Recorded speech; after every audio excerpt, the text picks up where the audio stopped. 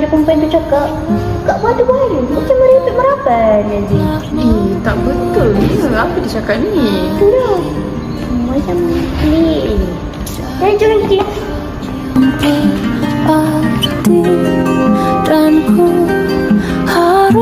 Membahaskan satu topik hangat di media sosial sekarang, iaitu agama Islam melarang kita untuk menyembah bala. Tapi mengapa umat Islam rata-rata di seluruh dunia menyembah dinding Kaabah?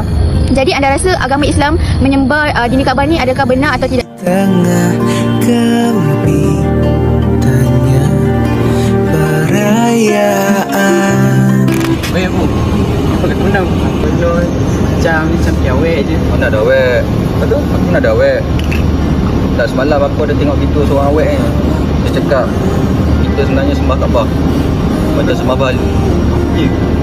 Tak boleh cakap macam tu. Kau kena Perempuan tu lah cakap. Aku tengok lah. cakap macam ni. Kau kata kita rujuk ustaz yang gelap. Tak pula. Tiga dah. Ustaz. Ustaz dia gelap ni Oh betul.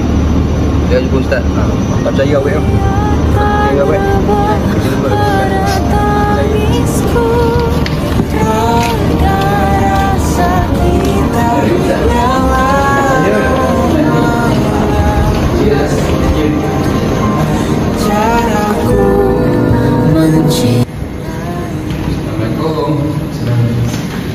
Assalamualaikum Ustaz. Salam. Korang sebenarnya ada hajat ni Ustaz? Ya, apa tu? Okey, tak apa, sila dulu.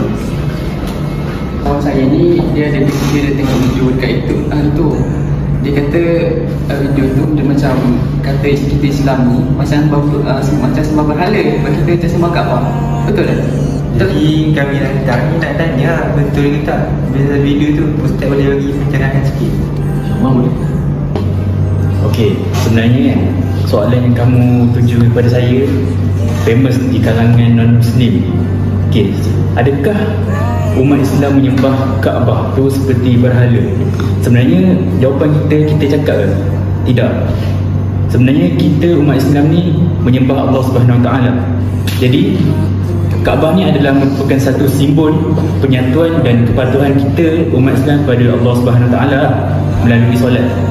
Jadi Kaabah ni dia macam bangunan berbentuk cube yang kita gunakan sebagai penanda aras kita, sebagai hala kiblat kita, hala utama.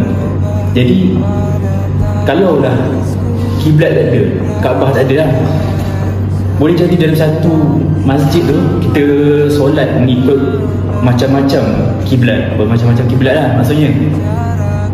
Itu menandakan kita ni tak ada kesatuan antara umat Islam yang lain lah.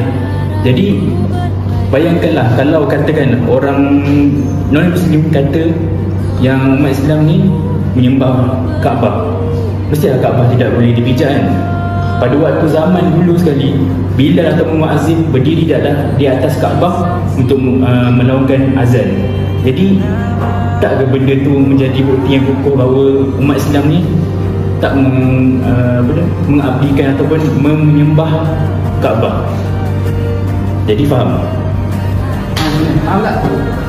Oh jadi Kaabah ni penanda aras lah, bukannya apa berhala. Ya betul. Terima kasih Ustaz dari pencerahan. Ya, sama-sama.